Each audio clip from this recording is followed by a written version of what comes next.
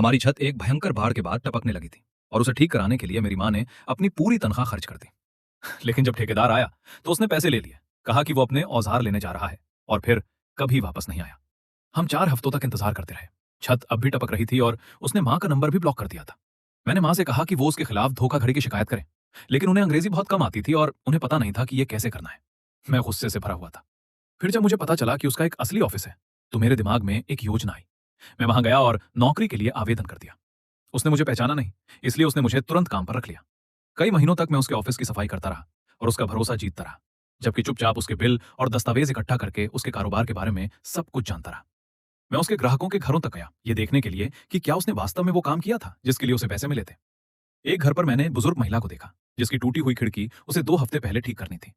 उसे भी अंग्रेजी बहुत कम आती थी और वो मुझे मेरी माँ की याद दिला रही थी। एक दिन वो मुझे अलग ले गया और मुस्कुराते हुए बोला, याद रखना बेटे, अकेली माएं जिन्हें अंग्रेजी नहीं आती और बुजुर्ग लोग, ये सब आसान कमाई है। पैसे लो और फिर भूल जाओ। वो हंसने लगा।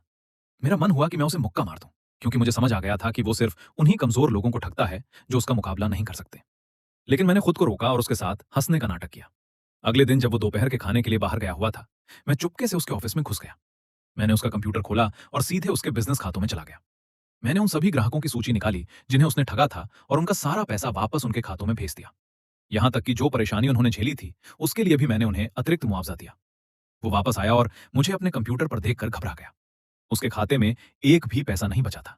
वो चिल्लाया, मैंने तुम पर भरोसा किया था। उसने पुलिस को फोन करने के लिए अपना फोन उठाया, लेकिन मैं हंस पड़ा और उसके सामने उसकी सारी धोखाधड़ी के सबूत रख दिए जो मैंने इकट्ठा किए थे।